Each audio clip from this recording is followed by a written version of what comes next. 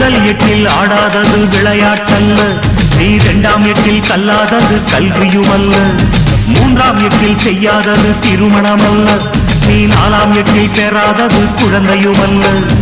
எட்டு எட்டா மனுஷ வாழ்வ பிரிச்சுக்க, எட்டு எட்டா மனுஷ வாழ்வ பிரிச்சுக்க, நீ எந்த எட்டில் இப்ப இருக்க நினைச்சுக்க.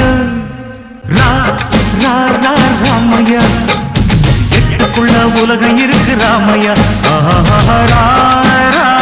ராமையா, நான் குட்டு குட்டு வைக்க போறேன் பாறையா.